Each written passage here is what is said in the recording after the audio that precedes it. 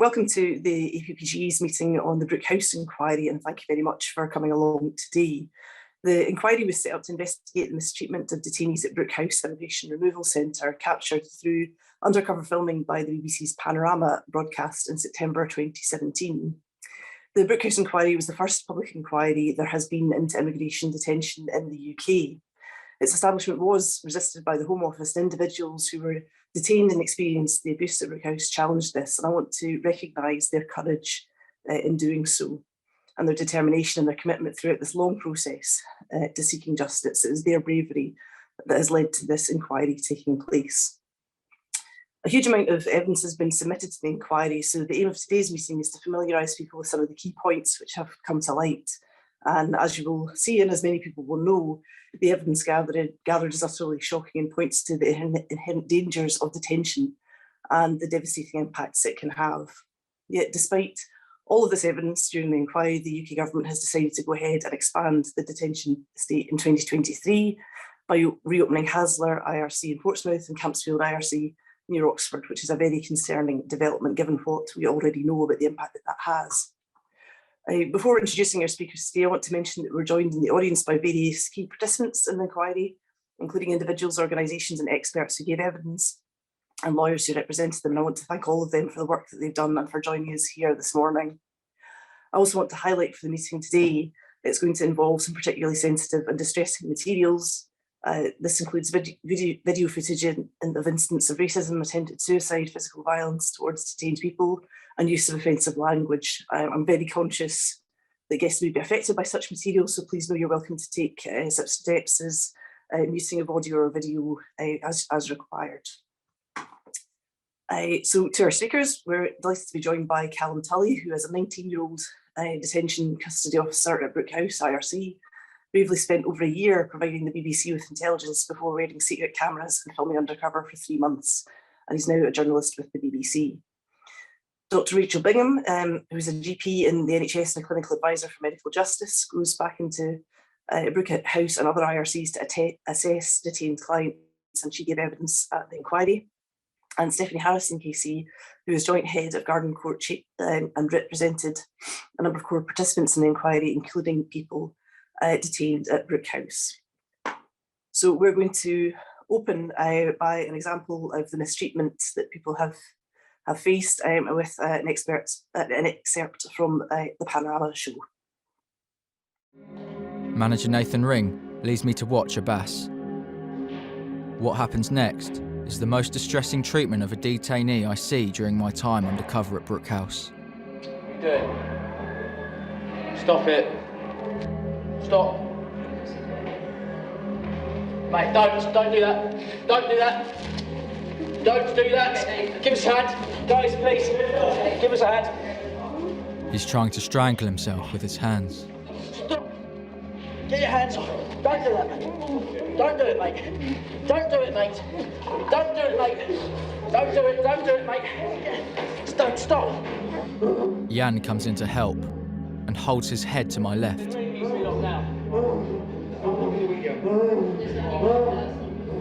Relax, relax. Relax. Relax. Fucking piece of shit. I'm gonna put you to fucking sleep. He only basically stuck both of his fingers into his neck, and he was pushing so hard I could hear the detainee trying to gasp for breath. I actually thought Jan was going to kill him. And I said to Jan, easy. Jan, easy. Right, you're going to stop being a tool now, yeah? You're going to stop being an idiot. Yes or no? Yes or no? Yes or no? Ready? Ready? Ready? Sorry. He's being covering position. Ready? Over to you. After the violence, more mocking. Come on, we're getting more of this now. Come on. Wait. Where are you? Where's your mouse? Come on, stop being a baby. I'm out the cell, mate. Other officers monitor him. I'd seen enough.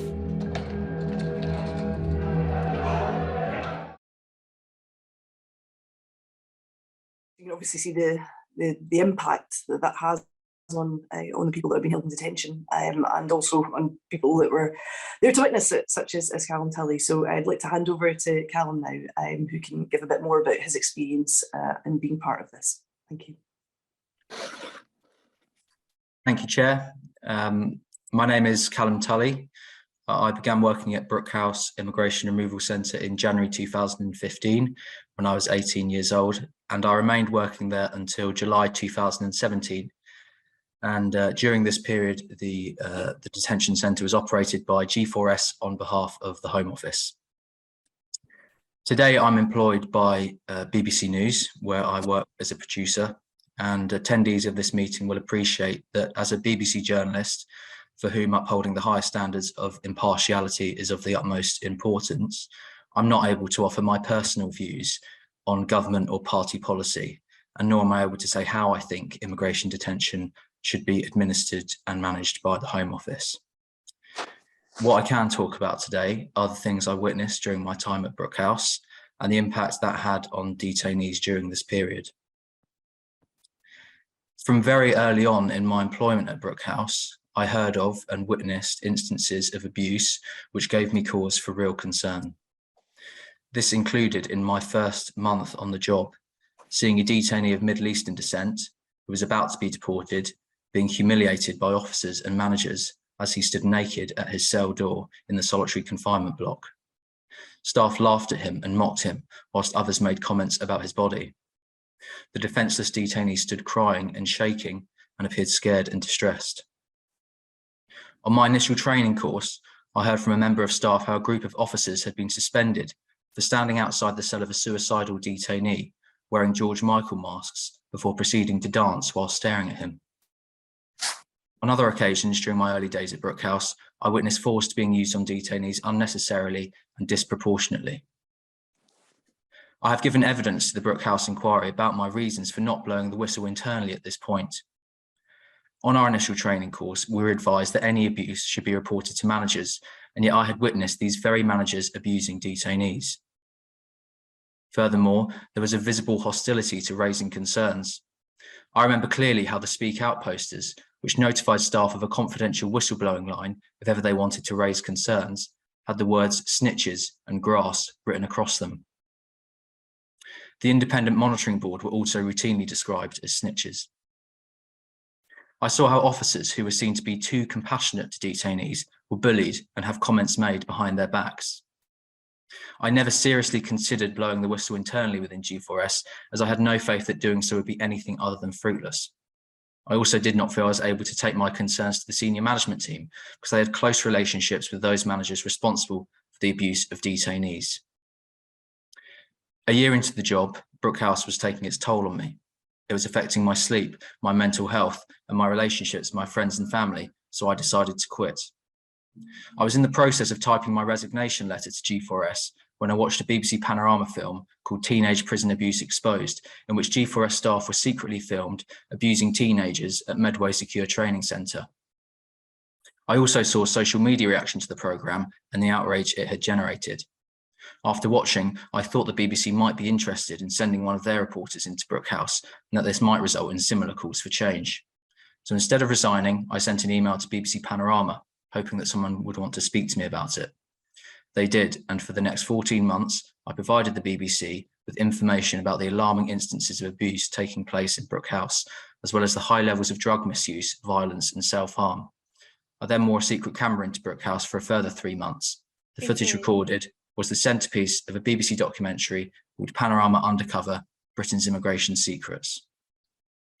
I've been asked to describe the environment and conditions at Brook House. It was an extremely challenging and stressful place to work. The centre was frequently short-staffed, with only 1 or 2 officers working on a wing, which left them unable to manage their day-to-day tasks. In addition, the misuse of drugs was widespread, and a typical day might also include responding to drug overdoses or instances of self-harm. Suicide attempts were not uncommon. It left some staff tired, irritable, and unapproachable, unable to see to the needs of detainees or identify areas in their lives in which they could be helped. In turn, detainees responded by becoming more difficult to manage, and it became a vicious cycle. In my evidence at the Brook House inquiry, I was clear that the majority of DCOs were not abusive. Many of them were hardworking, professional people trying to do their best in a bleak and highly charged environment. But throughout my time at Brook House, I witnessed countless instances of abuse. We've already seen footage of one example where a suicidal detainee was throttled by an officer who calls him a fucking piece of shit before threatening to put him to sleep. On another occasion, I observed a mentally ill detainee from Eritrea covering himself in his feces before managers locked him in his cell, turned off his electricity, and mocked him as he sat cold, shivering, and naked on his bed. I heard staff members using racist language at Brook House, including those in leadership roles. I filmed one occasion in which a restraint trainer instructed me to call an Algerian detainee the N-word if I was required to use force on him. In the aftermath of the Grenfell Tower fire, a different member of staff said the disaster was a good thing because it meant there were a few less foreigners in England. But from my observations, it was not the physical or verbal mistreatment of detainees which they found most distressing.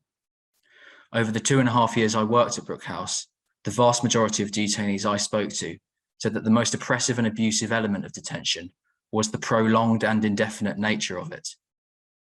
This appeared to have a significant detrimental effect on the mental health of detainees and undoubtedly contributed to the high levels of self-harm, drug misuse, violence, and hopelessness among them. It's clear from the evidence that I amassed during my time at Brook House that although the abuse of detainees was consistent throughout my employment there, the staff members responsible for that abuse changed over time. Some abusive members of staff left Brook House only for others to continue the abuse. This demonstrated to me that the abuse at Brook House was not because of a few bad apples operating unbeknown to others, but because of a culture in which abuse went unchallenged and staff were dissuaded from raising concerns about it. In the majority of examples I have filmed, members of staff were present during mistreatment of detainees and for admissions of abuse who were otherwise well-behaving officers. This underlines the lack of confidence staff had in raising complaints about such behaviour. The culture of silence across the workforce at Brook House, coupled with a lack of demonstrable oversight, allowed the abusive culture in Brook House to fester and go unchecked. The confidence that officers and managers had to, in front of other members of staff, flagrantly brag about the abuse of detainees, or speak in racist or even derogatory terms about them, demonstrated their faith in the culture of silence which allowed the abuse to persist. I understand you're shortly going to see some clips from the Panorama programme, but I would ask you to remember that I only secretly recorded in Brook House for 3 months. And while the Brook House inquiry primarily focused on the filming period, this footage is only a snapshot, and what happened in the previous 2 years was just as relevant. Thank you, Chair. Thank you so much, Callum, and thank you very much for your bravery in doing that as well, because it must have taken quite the toll on you being part of that as well. So thank you so much. That's very much appreciated. I move now to some footage of testimony from a person previously detained at Brook House, footage, an excerpt from the inquiry. Just before I show the footage, I just want to give a bit of context about who we're hearing from. This was a gentleman who was detained at Brook House for several months during the period that the inquiry is looking at. He had no pre-existing vulnerabilities or health concerns before going into Brook House, but after his period at the centre, upon release, he was diagnosed with PTSD. It's easy to say what you saw, what you experienced, but I think for me, as someone who has never been in such situation of such ever in my life, it totally made me someone else till today, and I'm still struggling, and the pain was, I shouldn't have been there. There were several chances to avoid me staying there for long or even getting there. I tried everything. Everything they asked me, I provided. but they never listened. They didn't do anything. And even till today, they still haven't apologized. No. They said they accepted that I was detained unlawfully, but no apology even till today. And just ask myself the question. I came from a country whereby they tell you the law doesn't care wherever. I came to the UK believing there is a law. Okay, people will make mistakes, but there is a law that will protect you no matter what. Till today, my view has changed. I just don't think it exists. And yeah, the story is there. What I experienced, what I saw every day, the spies, drug, people collapsing, emergencies, people looking like zombies every day, piling on each other. Yeah. I didn't, even when I was in the real world, I didn't see that. But seeing that every day, for God's sake, it shapes you. I don't pray anyone experience it. And part of the reason why I came into this inquiry is to please do something about it. There are probably still other people experiencing the same thing, especially innocent people. That was the clip, thanks. Yeah. So you can see from that absolutely the sort of enduring impact that detention has on people, particularly when you expect there to be, a procedural kind of due course of law and everything else coming to the UK. The idea of being detained indefinitely certainly has that long and lifelong impact. Move now to Stephanie Harrison, KC, who's joint head of Garden Court Chambers, and Dr. Rachel Bingham, who's the clinical advisor for medical justice. Stephanie. Thank you very much. And it was my privilege to be able to be involved in this inquiry so that people like the man that you've just heard did have a voice, and for the first time officials could be held accountable for the actions that lead to such damage and harm to people's fundamental rights and human dignity. What I'm going to do is to give you an overview of the evidence that was heard by the inquiry and to draw out some of the key themes. It's important to recognise from the outset that the Panorama programme was not the first time that abuse, mistreatment and racism had been identified by previous undercover reporting and had been the subject of a number of investigations primarily carried out by Stephen Shaw, the prison and probation ombudsman. He has conducted 2 other previous inquiries in 2004 and 2005, and also 2 very detailed reviews into the treatment of vulnerable detainees in immigration detention. And a further report was also conducted later in 2014, similar accounts of racism, abuse and mistreatment in Yarl's Wood. So this was not new. But what was new and what is important about this inquiry is that it has been the first statutory inquiry that was able to draw together large amounts of material, both video footage of the kind that you've seen, but also not only from the BBC undercover reporting, but also from CCTV within the removal centre and body-worn camera footage, which categorically and clearly exposed widespread misuse of force, humiliation and dehumanisation of individuals. It had heard public evidence, and that's what's critically important. All previous inquiries had been conducted in private. This was a public holding to account, not only of the frontline G4S staff directly responsible for some of the most serious abuse, but also for senior G4S managers and Home Office officials at the most highest level who hold overall responsibility for what happens within these contracted out removal centres. The inquiry also heard evidence from the Independent Monitoring Board and from Her Majesty's Chief Inspector of Prisons, both organisations whose function is to monitor and expose abuse had failed to do so. And so it was also important that they came along to accept and to address their failings in failing to uncover the abuse at an earlier stage and to prevent it occurring, which is their statutory responsibilities. The inquiry also had 3 appointed experts, and much of the evidence and summaries that I'm going to give you is based upon their evidence. They were the independent experts appointed by the inquiry, first to give them advice and to address the evidence relating to the use of force. Mr. John Collier gave evidence in respect of that, a very senior expert on the use of force. Professor Mary Bosworth, who is the director of the Centre for Criminology and Borders Criminology at Oxford University, who addressed institutional culture, and a forensic clinical expert, Dr. Jake Hard. They all gave detailed evidence and were subject to questioning and gave oral evidence at the inquiry. What emerged from the inquiry was confirmation of the long-standing concerns of organisations like Medical Justice and many others working in this field.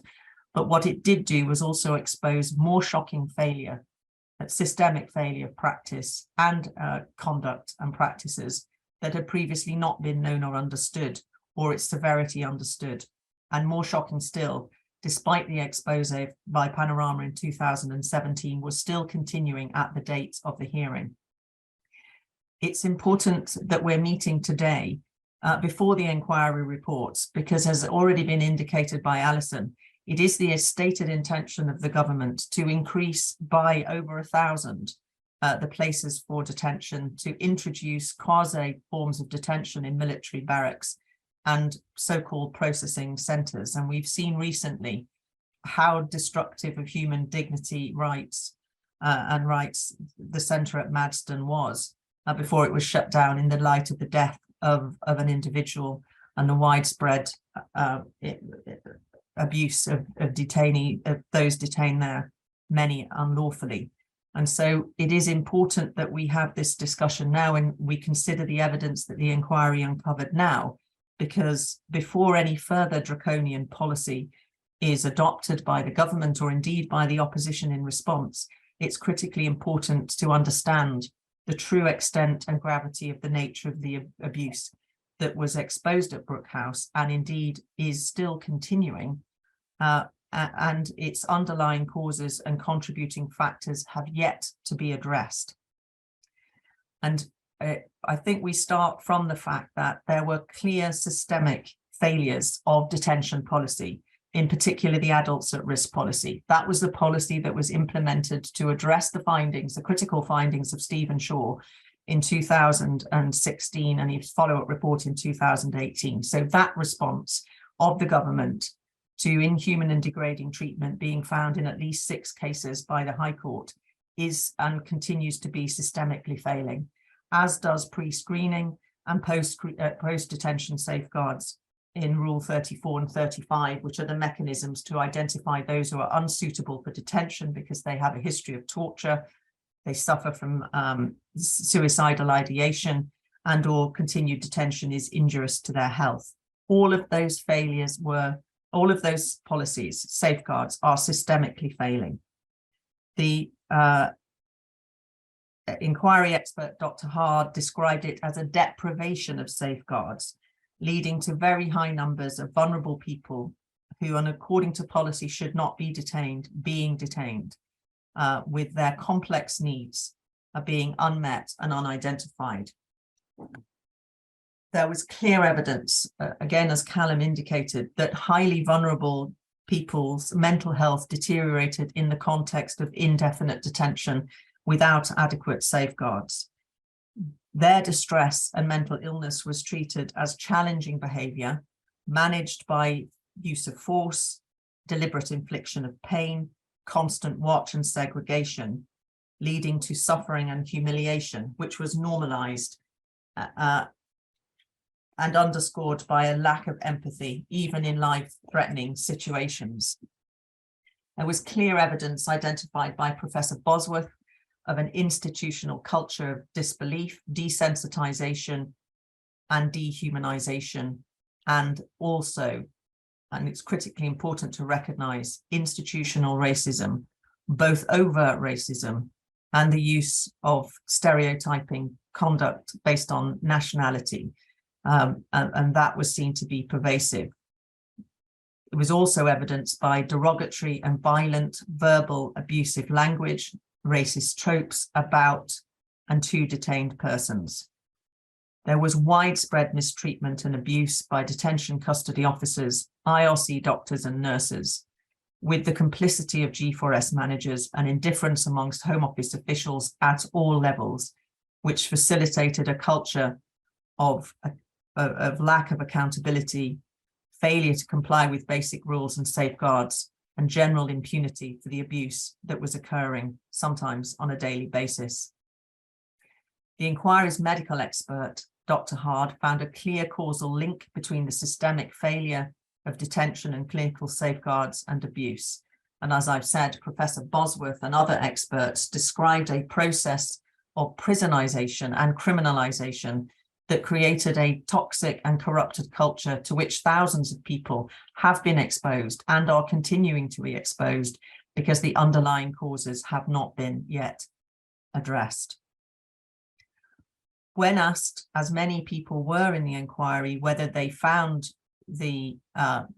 what was their response to the footage of the kind that you've seen, it was a constant refrain that whilst they were shocked at the severity of this mistreatment, they were not surprised.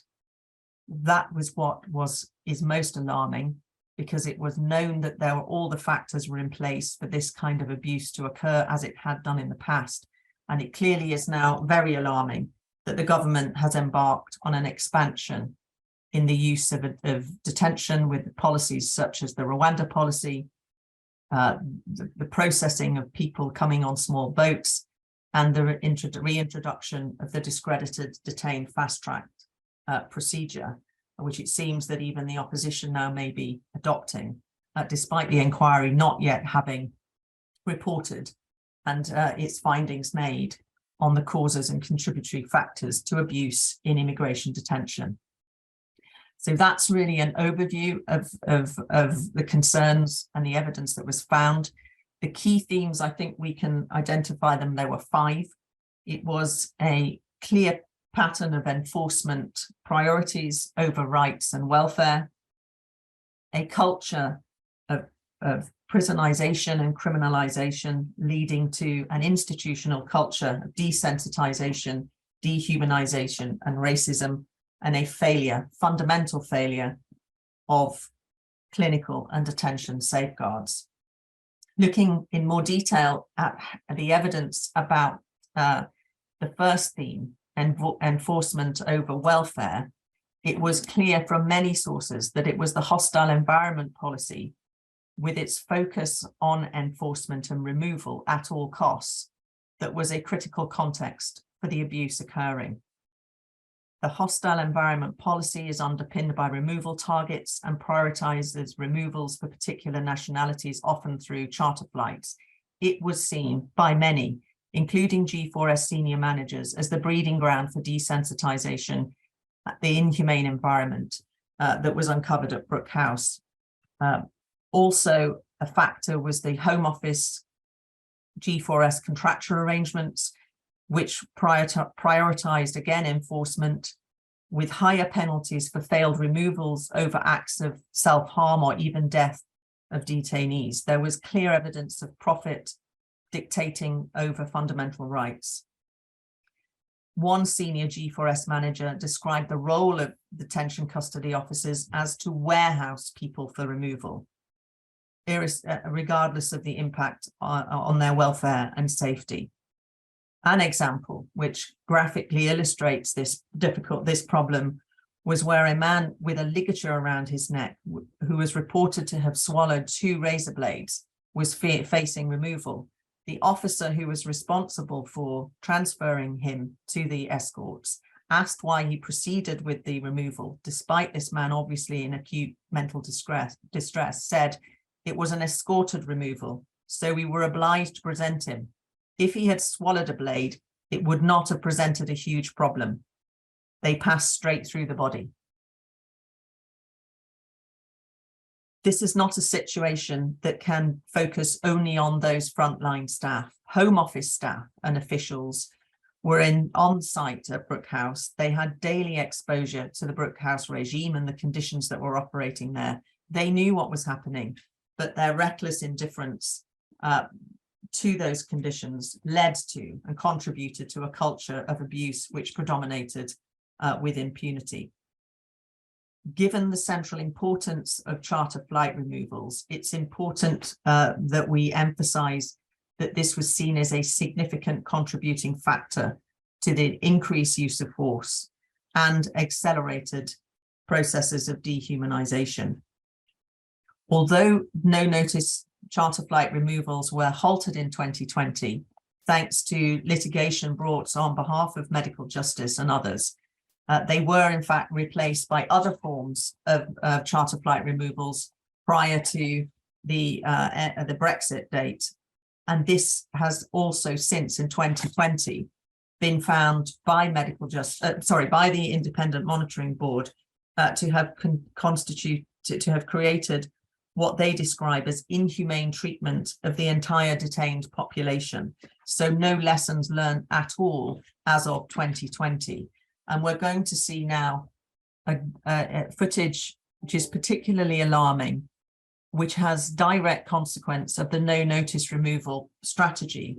It involves the prolonged control and restraint of a man whilst naked. There were a number of individuals who were removed when naked. The inquiry expert, Mr. Collier, investigated that and excluded the possibility that it had been done by the detained person, that they'd removed their clothes, and he made a finding that this was a direct consequence of the no notice removal policy, that so many people were being removed, taken straight from bed and with no clothes. So we're going to now see this footage.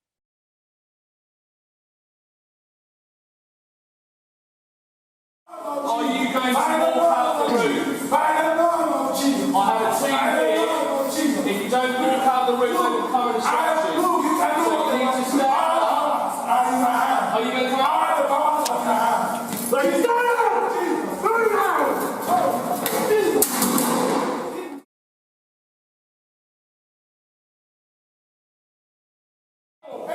So now he's coming up.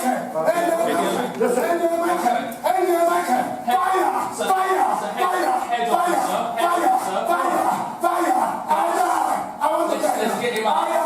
Okay, he's not engaging, but let's go through the techniques. Sit in the front. Sit in.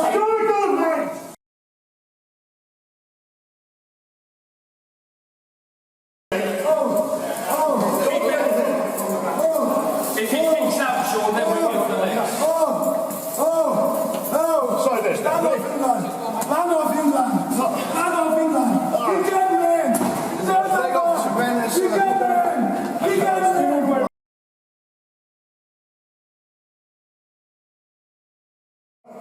hold that on.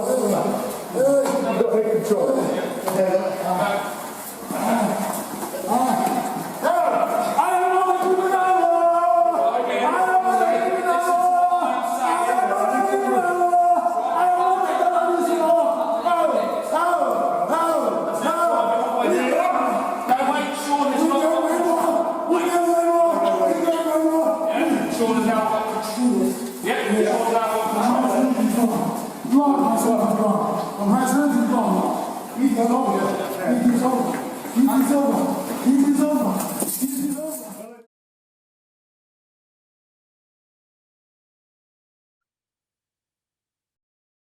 However many times you see that footage, and I've seen it several times, it's absolutely appalling and shocking.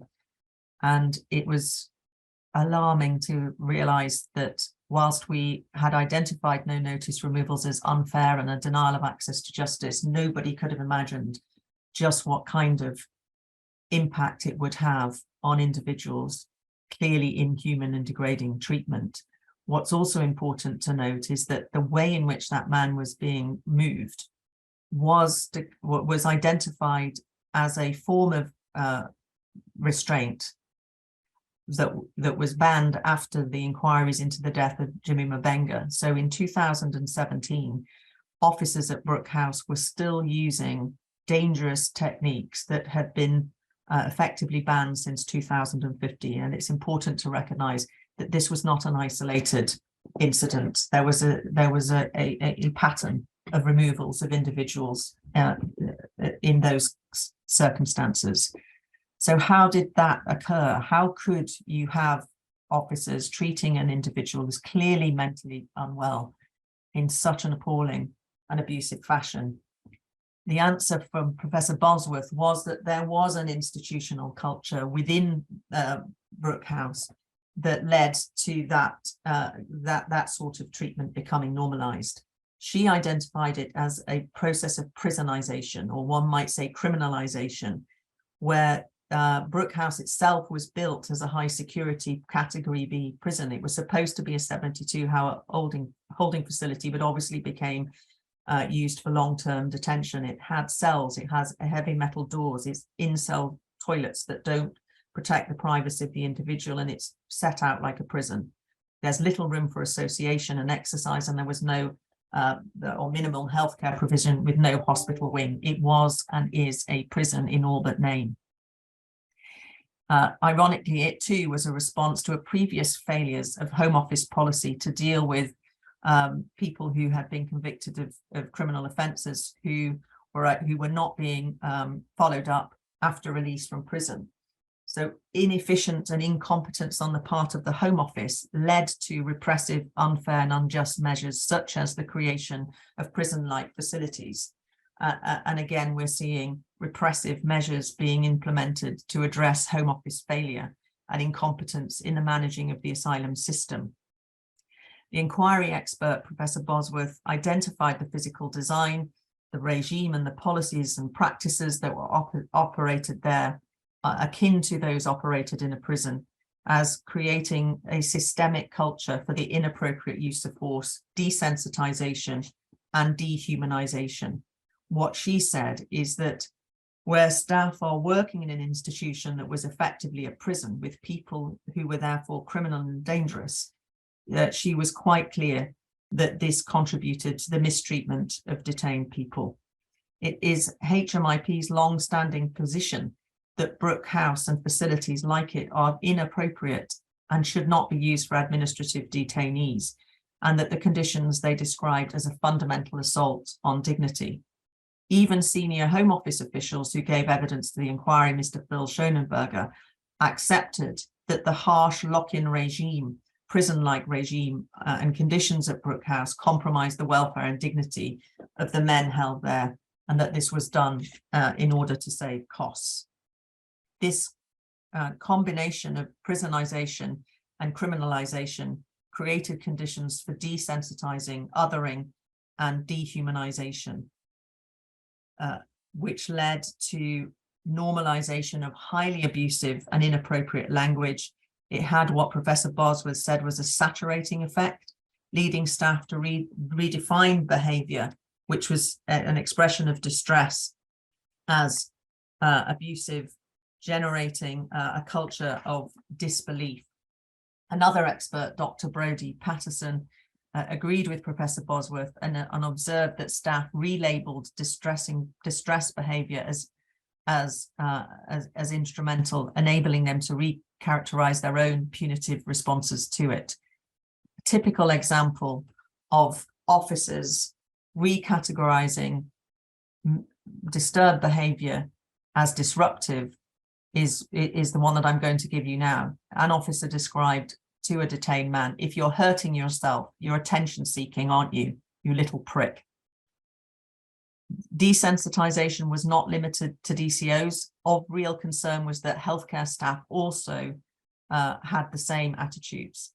The nurse present at the choking incident, seeing not only the assaults that you've seen on the footage, but also demeaning jibes and mocking, described how conduct like that washed over her. It's like banter. You almost become immune to what's going on in there. You just do your job and go away. Staff concerns or dissent, where it did exist, were also suppressed by bullying, ostracism, marginalization, and intimidation. This has allowed what may have been a subculture to dominate. and to recurring patterns of cruelly indifferent, demeaning, abusive treatment of vulnerable detainees, which took place on a regular basis. You had officers, for example, talking about gagging, injecting, and gassing detained persons. One particularly shocking phrase, and I'm going to quote from an officer, was, "You just fucking tape them and bag them. Get the gas, chuck it there. They're all knocked out." Another officer made a threat to a detainee, calling him, and I apologize for the language, but a cunt, a fucking dick. "I'm going to skull fuck you like the little bitch you are." I mean, it's language that I had never heard before, and this was being used on a regular basis to highly vulnerable people. Finally, in terms of the themes that I'm going to address, is racism. Professor Bosworth was clear that racism was present and institutional within Brook House. The inquiry heard officers using the N-word directly to and about detained persons on a number of occasions. An example, to one of the persons who I represented, he was said to an officer, "Why don't you go home, you fucking N? Why are you pretending that you're sick?" He recorded being referred to as the blacks. He heard officers saying, "Why don't these blacks go back to their country, and all blacks are the same?" Another DCO, asked to comment on his use of racist language, said that he had heard racist remarks on a regular basis, including on some managers. He said on a daily basis, and that it was this that impacted on him feeling that it was appropriate to use the same language.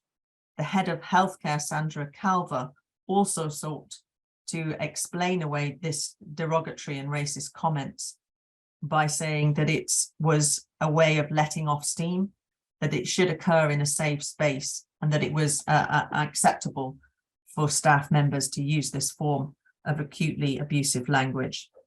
Professor Bosworth was clear that the risk of violence, racism, and abuse can never be eliminated from an IRC structure. It is inherent and ever present in the coercive use and purpose of the IRC estate, and must be under constant vigilance and oversight to address it. The shocking silence from G4S and Home Office on the evidence of racism was indicative of the fact that no lessons had been learnt from past investigations into abuse and racism, and no action taken in light of Panorama. That in itself is an indicator of institutional racism when you apply the criteria adopted by Sir William Macpherson in the Lawrence inquiry. I think we're now going to hear from Dr. Bingham, who's going to talk about the failure of clinical and detention safeguards. Thank you so much.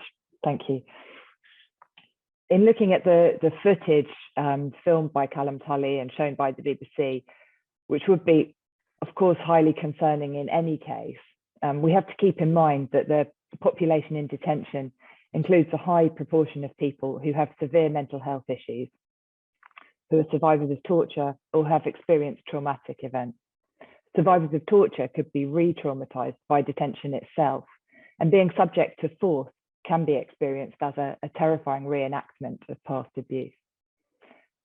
We have observed that distressed behaviour arising from fear, trauma, mental health problems, as has been described, was met by ill-equipped staff with coercive, prison-based risk management tools. This is a perfect storm. High levels of background vulnerabilities went unidentified. Combined with this, therapeutic crisis management interventions were absent. Those were replaced with rapid recourse to physical force, creating an inevitable escalation of distress and further inappropriate use of force, as we're seeing described here. I don't think it's possible to separate that from the abuses in which these factors culminated. But systemic defects in clinical safeguards are a key reason why there are so many highly vulnerable people languishing in detention. And in this respect, the Brook House inquiry confirmed the treatment that our detained clients have described to us before and since the inquiry, which we at Medical Justice have documented and described to the Home Office for many years. Dr. Hard, the inquiry's clinical expert, found, I quote, a complete deprivation of safeguards at Brook House in 2017. He said, not only were policies and procedures not properly followed, but the entire system was dysfunctional.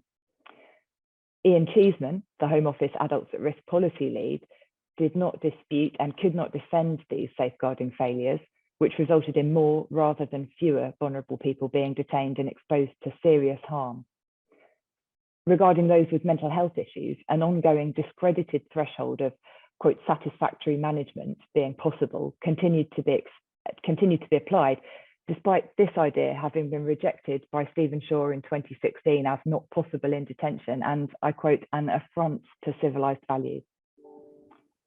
The key clinical safeguards which should have been in place, which Stephanie referred to, would be a combination of a Rule 34, which is an initial medical assessment, and Rule 35, which is a medical report documenting and reporting a concern. These combined are meant to identify vulnerable detained individuals promptly and trigger a review of continued detention. Yet, healthcare staff misapplied thresholds for all types of Rule 35 safeguarding reporting. For example, Sandra Calver, the head of healthcare, accepted in her evidence to the Brook House inquiry that defects in safeguards exposed vulnerable people to prolonged detention and risk of harm. And she accepted that their flawed approach was risky and dangerous in allowing actual harm to come to a detained person before action was taken. Rule 35(2) reports should be written by GPs to communicate risk of suicide. We know that high numbers of detained people were on constant suicide watch, so we should expect a high number of corresponding reports reporting this concern about suicide, but those reports were absent. And this was the case not only in the period of the inquiry. Dr. Uzer Ali, the senior Brook House GP, had never prepared a Rule 35(2) report to communicate suicide risk in the whole time he'd been at Brook House since 2014. And he stated that the Home Office was fully aware that staff were not completing certain types of Rule 35 reports and had never raised any issues.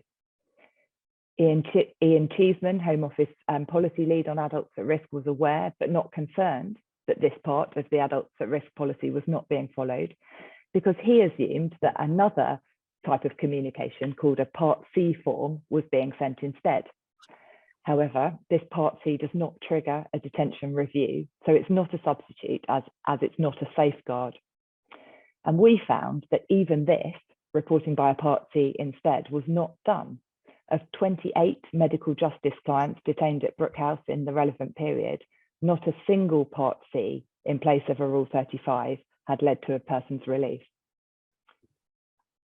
I reviewed over 90 Rule 35(3) reports made during the inquiry period in which GPs had reported concerns that the person was a victim of torture. In line with our experience before and since, these reports contain no information, often on the health impact or risk of detention, despite their primary purpose being to determine if the person was at risk of harm in detention.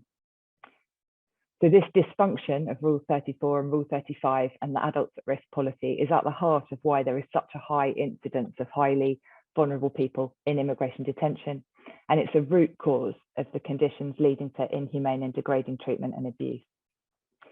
Sarah Bromley of the PPG, the current healthcare provider at Brook House, said that without additional resources from the Home Office, I quote, it is likely that Rule 34 will continue to be breached, particularly as numbers ramp up in Brook House.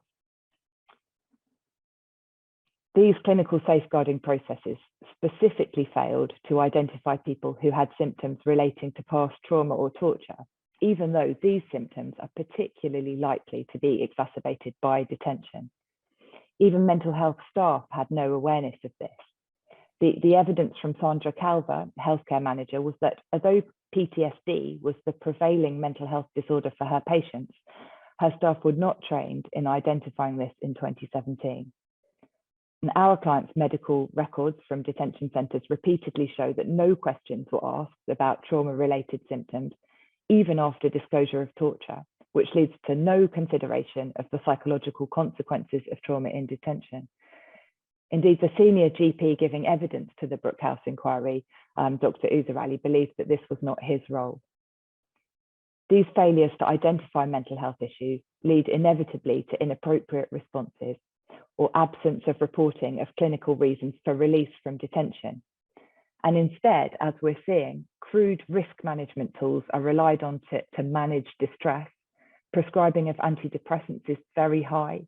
Detained people who are at risk of self-harm are advised to snap elastic bands on their wrists in the absence of any other psychotherapeutic intervention.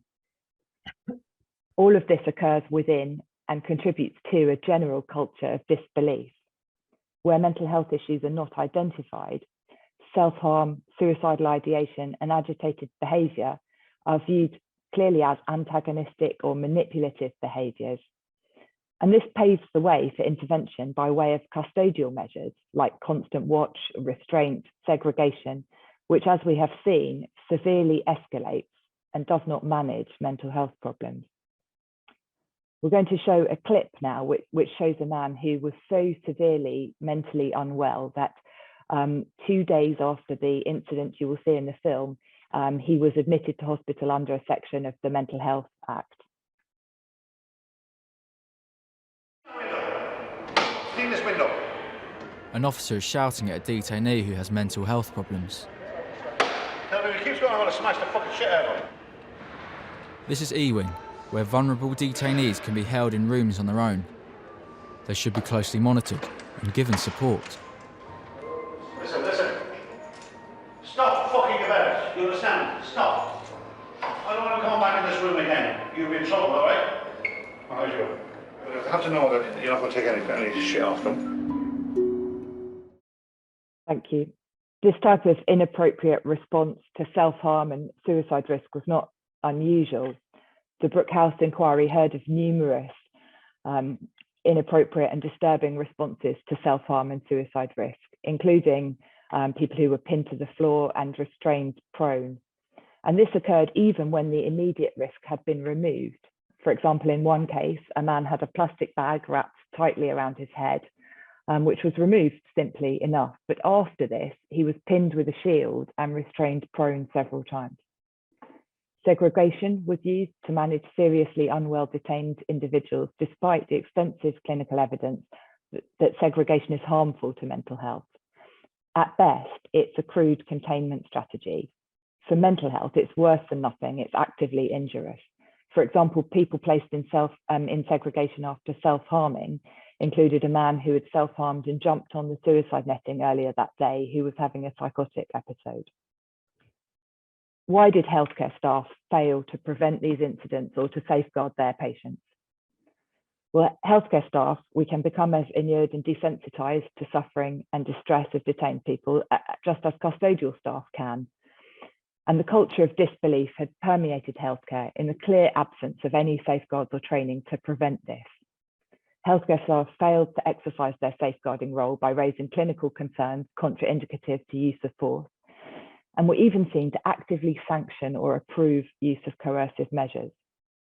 For example, one man who was emaciated following a prolonged hunger strike was so weak he could not stand. Movement to E-Wing was planned due to clinical concerns about his welfare on the recommendation of a nurse, and this clearly should have been a medical move. Given his condition, the reported reason for the move was medical, so physical force was inappropriate. But instead of raising this concern, the nurse put in writing, quote, restraints may be used. In the use of force incident, which inevitably followed, this man who could not stand was subjected to high-level control and restraint by a team in full riot gear. A riot shield was put on top of him. His body was seen to drop to the floor several times during the incident, and no attempt was made to assess or engage with him. In the case of a man who had recently had coronary artery bypass surgery and was waiting a further heart procedure, the senior GP, Dr. Uzerali, wrote in a memorandum that he was, I quote, happy for reasonable force to be used in order to facilitate the removal, end quote. The BBC footage shows the DCOs preparing to use force on this man, and they clearly considered that this piece of writing by the GP would exonerate them. I'm going to read from the transcript. Callum Tulley said, and he's had what? Steve Lawton replies, bypass, triple bypass, heart attack. Dave Webb says, if he dies, he dies. He continues, it's nothing on us.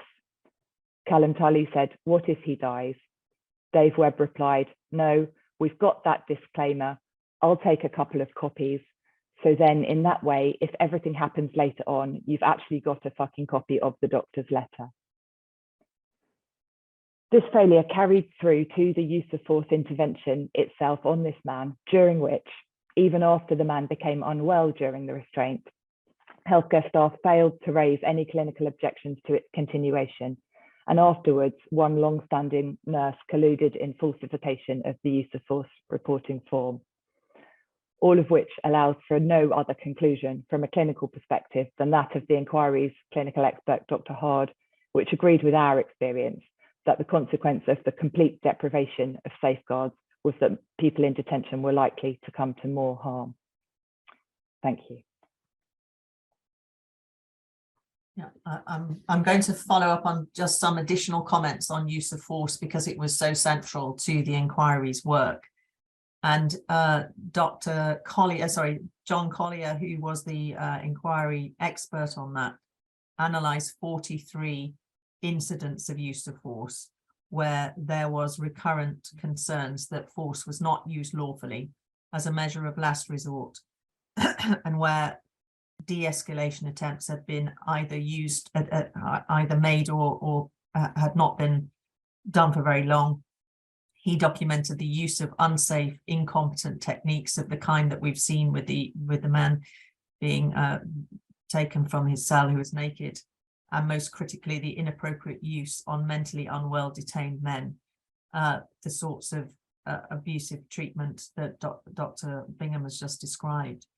What's important to recognise is, as Callum Tulley has said, the inquiry was only in many respects the tip of the iceberg, and many other abusive practices on individuals were not documented and went unchecked and unidentified. We're going to see two pieces of footage. The first is of an individual who had a ligature around his neck, was suffering from mental health, but force was used on him. Paul, the detainee who was born in Somalia, has just been told he's about to be transferred to another removal centre. He snaps. It's alright, I swear to God, I'll let myself. I'm just speaking, it's alright, it's alright. Don't come near me, look, if you come near me, I swear to God, I'll let myself. Staff rush him. It's off. Well, ligature's away. He's moved later the same day. I don't know what will happen to him.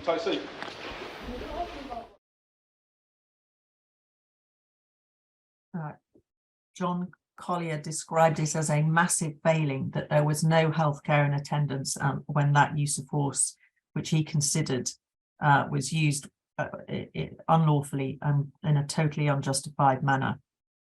That individual subsequently was subject to a form of severe pain-inducing techniques with which is called an inverted wrist hold, and he was later admitted to hospital with contusions indicative of serious struggle and excessive pressure.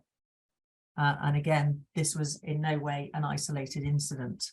A final piece of footage in this regard, which shows a man named John Connolly, who is in fact the most senior trainer on use of force in the removal centre, and one of the most experienced officers.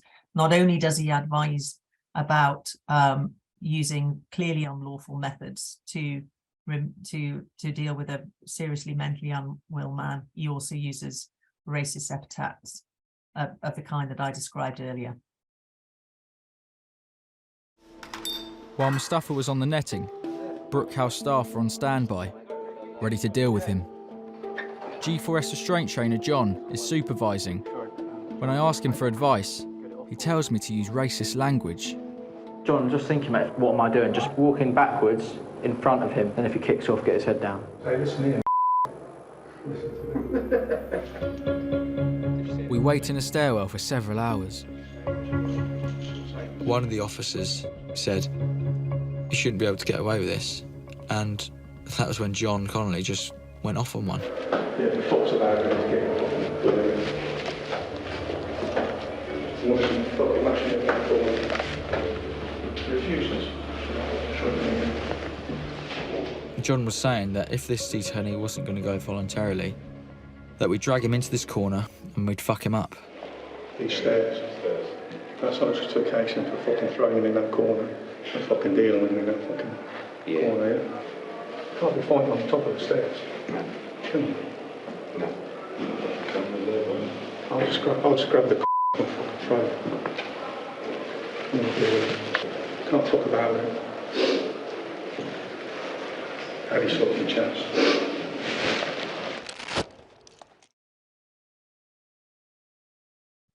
That piece of footage highlights another element of abusive practice that was uncovered by the inquiry, because there were repeated indications of cover-up of abuse. There was no recording of the strangulation and choking of the young man that you saw at the outset, and subsequent footage also showed cameras being covered over at points of restraint. There were frequent situations where body-worn cameras were not used when they were supposed to be used, and there was clear evidence of a complete failure of supervision of the use of force.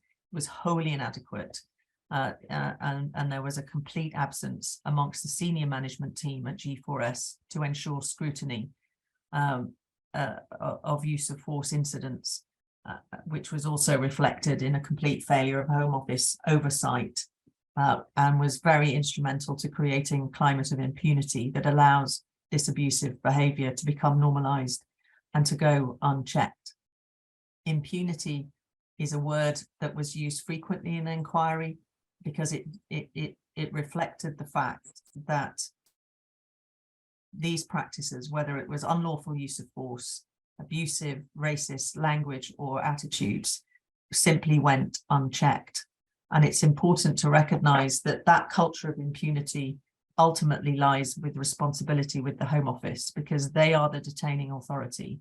They are the body that is has ultimate responsibility for oversight. And it's a critically important element of the inquiry that it is being asked to look at the role of the Home Office in causing and or contributing to the sorts of abusive practices that we have seen. It is a stark fact that there have been no criminal charges brought against any officers for any act of individual abuse, nor have any officials or managers faced charges of misfeasance in public office. That criminal offence was not even considered by the CPS. There have been no apology to individuals, no admission of liability or compensation paid to any single individual as a result of what's been exposed by the inquiry. The inquiry identified the complete failure of any mechanism to report criticisms back to managers or to Home Office decision-making when unlawful action has been identified either by courts or through other inquiries. Even from coronial jury inquest findings where failures lead to death, there was no process of follow-up, accountability or lessons learning. Even the senior Home Office officials like Mr. Schonenberger were perplexed and unaware that he had been criticised in the High Court in 2 cases where inhuman and degrading treatment in breach of Article 3 have been found.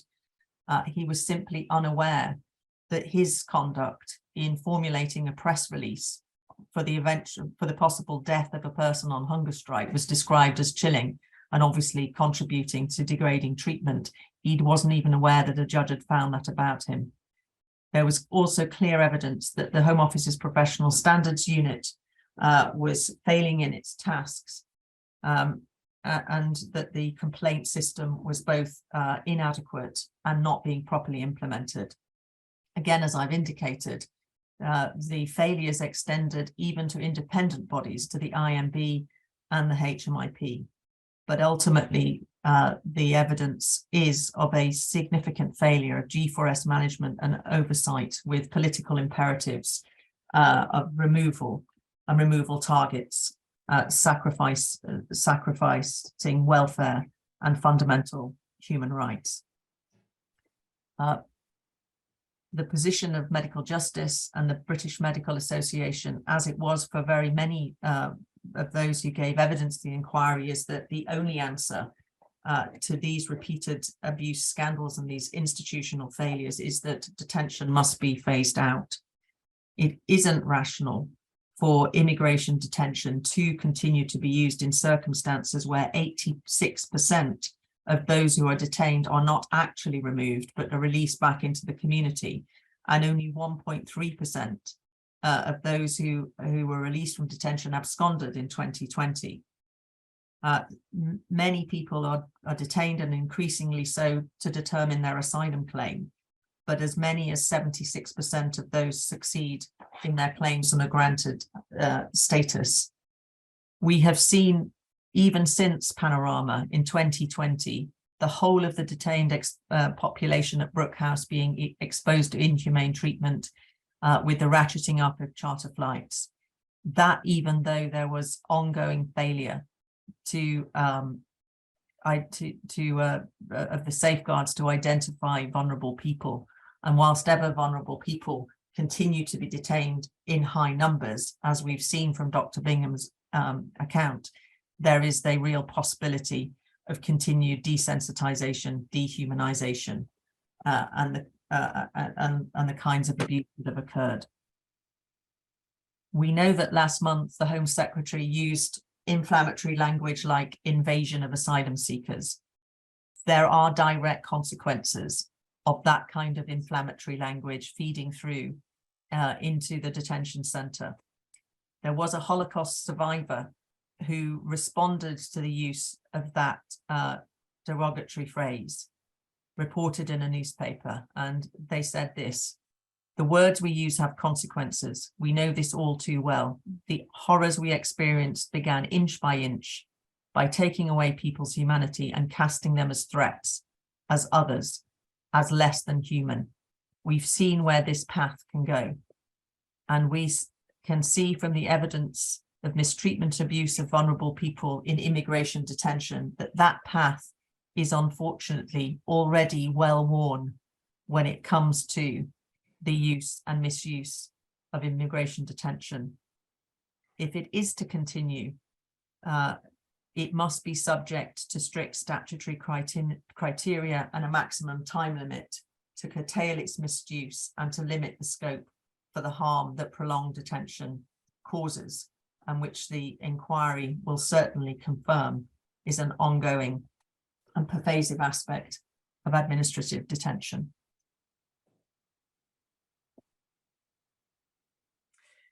Thank you very much, Stephanie and Rachel. That was incredibly comprehensive and really useful in getting to the nitty-gritty of what was going on there. Thank you very much for that. I'd like to introduce Mishka now, who is from he's the campaign communications lead for Allies for Justice, which is a campaigns and advocacy group of people with lived experience of navigating the UK's asylum system, immigration and detention and deportation systems. Allies for Justice is an integral part of Detention Action's campaigns network, but Mishka's going to keep his video off while speaking to remain anonymous. Mishka. Thanks, Chair. Hope everyone can hear me well. Since Alison has given the introduction, I'm not going to do that again. First of all, I would like to start by highlighting the importance of this inquiry. It's important that we had an inquiry of this scale to examine the abuse, mistreatment, and racism we saw in the Panorama footage without predicting the outcome and the final conclusion of this inquiry, which we hope soon will be published. We hope that this inquiry would be able to get into the bottom of what happened in Brook House and the reasons as well as root causes for this abuse and mistreatment in the first place. Very importantly for us, this inquiry gave an opportunity for the people who were affected a platform to share what they had to experience and suffer. As a result, more and more people have a tiny glimpse of what is happening behind these toll gates and barbed wires. For us, this is not isolated to Brook House, and this did not happen because of a few bad or rotten apples. The events at Brook House in 2017 revealed by the Panorama investigation were shocking and appalling, and we saw clips of those. We believe these are unlikely to be the only such incidences that occurred in the detention state in 2017 or since, and these are not isolated to Brook House. It was that this was a rare occasion where such behavior by staff, such an horrendous culture of poor care, and such suffering by people detained in a detention center, which is a part of the wider detention state, happened to be captured on film and was made public. It's good to highlight these issues are systematic, and it is by design. People in detention are not considered as human beings. The government's constant use of dehumanizing language aimed towards people seeking sanctuary and people in detention in general in the past and in 2017 had a direct, unavoidable link to the situation in Brook House. And the policies and the laws that governs the detention state ultimately have resulted in a culture where the staff shown abusing people in a position of impunity by the system itself. And we have no reasons to believe that the situation in the detention state has improved drastically since 2017. And unless these systematic issues are addressed, further cases of abuses at Brook House or in any other detention center is sadly virtually unavoidable. I'm going to share a bit of Allies for Justice experience and insight. At Allies for Justice, we have come across with concerns from people in detention about the conduct of staff within immigration detention centers and the harmful impact detention has on them. From Allies for Justice first-hand experience of detention, and also from our wider gaze into the detention state through our campaigns and advocacy work, we are well aware of the harmful impact of detention. It's important to recognize the specific impact that indefinite detention has on people. Callum talked about this in the beginning. It makes immigration detention very different from other detention experience. The frustration created by not knowing how long people will be locked up is a major cause of tension in detention centers, making it much more difficult for the staff to create an acceptable environment. And it also increases the vulnerability of people. And when met by cruel response from the detention center staff, it creates a culture in which abuse is more likely to happen. I'm also going to point out how detention is being used unnecessarily. The Home Office detain first and ask questions later approach that has resulted in people who should not have been detained in the first place are being detained and causing them immense harm. We are basically seeing a release rate of close to 80% of people currently being released back into the community, causing them immense harm. And the recent development around Manston Detention Center, which is a part of the detention state that was in the news over the past few weeks, the routine continuation of detention beyond the time limits, failure to adhere to essential safeguarding measures for children, inadequate or non-existent legal advice, access to legal advice for those detained, and also exposure to infectious diseases due to overcrowding and poor sanitization. However, it's good to highlight, for us, this is not an issue with the center staff or with one specific detention center or even the condition of these centers.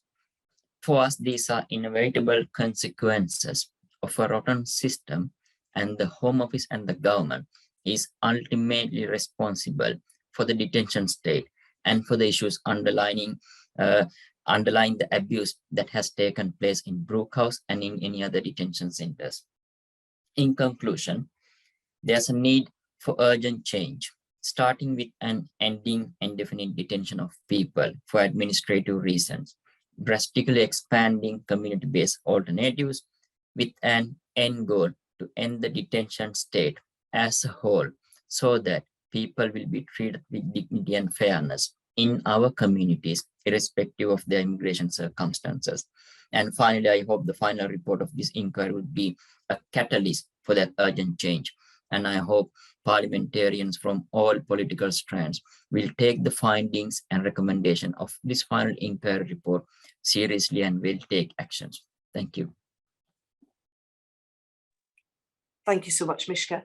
We're quite tight for time for questions, so if anybody has any very quick points that they would like to make, that would be very useful.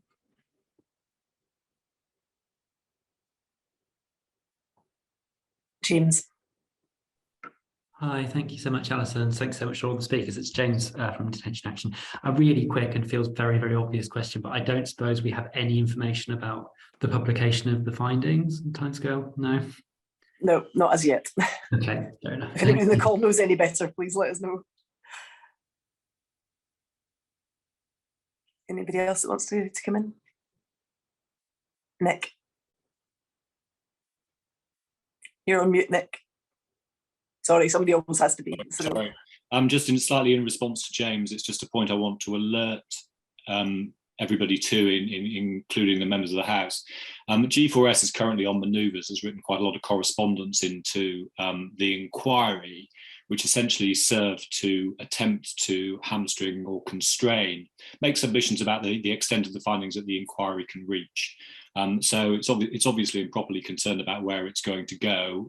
Responses have been made by all of the groups that represent the NGOs and the detained people.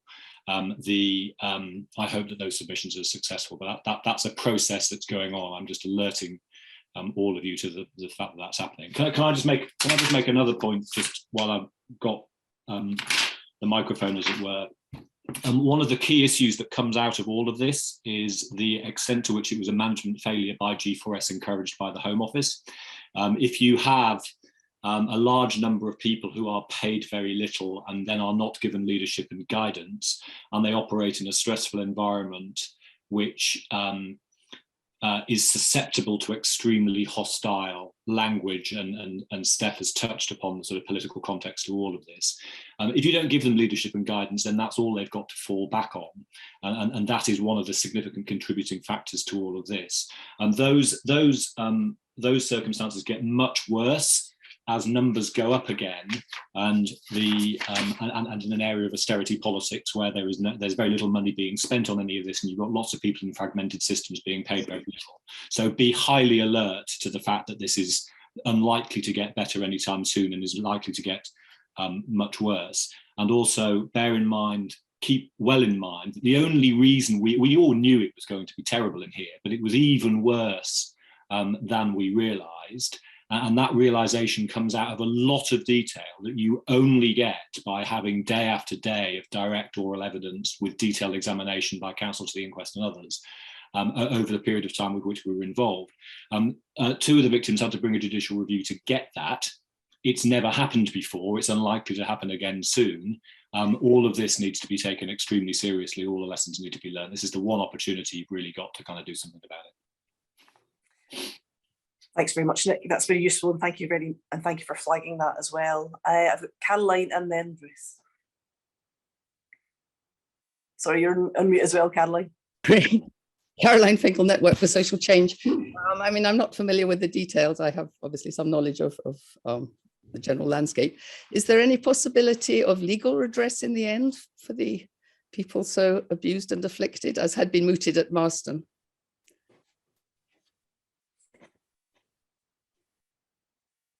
That's it. Okay. There are potential for civil actions, and they will be pursued, but they're on hold pending the inquiry. Thanks, Stephanie. Ruth. Yeah, Ruth, the House of Lords. It's a response more than a question. Apologies, I was late, but I was at a meeting with the Domestic Abuse Commissioner about migrant victims of and survivors of domestic abuse. I just found it shocking, and I found particularly shocking the medical staff, the way they acted, and it kind of raised all sorts of questions about medical ethics and what they sign up to as doctors and so forth. But I don't know.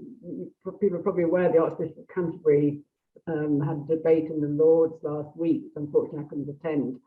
But in it, I thought a very telling phrase which applies to this when he said a hostile environment is an immoral environment.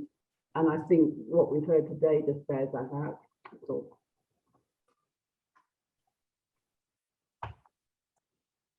Yeah, I would agree. Yeah. Thank you very much, Ruth. That's helpful. Thank you. I think we're kind of tight for time, so unless there's anybody else with any particularly urgent things that they would wish to raise, I think we should probably wrap that up here.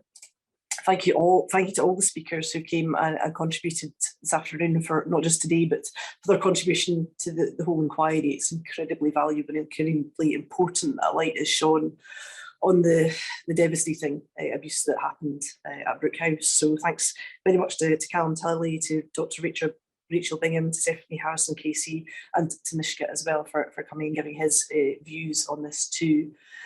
As all the speakers have explained and set out quite clearly, the key problems have gone unaddressed, and that means that mistreatment and detention will continue, with people still being affected today as we speak. We gather that the Inquiry Chair's report will be published in the new year, and we hope to organise a meeting once we see those findings from that, so we can discuss that in greater detail. But we must always, as an APPG, use the opportunity to highlight these cases, to speak out about it, and to do what we can to challenge immigration detention policy, particularly while the reopening of Haslar and Campsfield are going on, and we have the quasi-detention sites like Napier, which the APPG has visited in the past. I understand the Prime Minister Rishi Sunak is going to make a statement on immigration in about half an hour's time. I can't imagine that that's going to be any cheerier than what we've heard this afternoon, but certainly, myself, others on the APPG will continue to do all within our own power to challenge these policies wherever we can. And I thank everybody who's come along from both houses today. I saw on the list of people, I think we had about 67 altogether. Sir Peter Bottomley, Baroness Ludford, Baroness Lister, and Lord Delakia on the line as well. And we will make sure that others that weren't able to make it along this morning are aware of what happened, and we will be sharing videos with them too. So for all of you, please do continue to engage with the APPG, continue to engage with your own MPs as well, and make sure that they are well aware of what's going on. It's incredibly important that all MPs see the evidence of what's going on, because too often this can be a debate kind of led by the tabloids, and that's never a good way for this to be set out at all. So thank you all very much for coming on this morning. I'm incredibly grateful for your time and your contribution. Thank you very much. Hope you have a good day.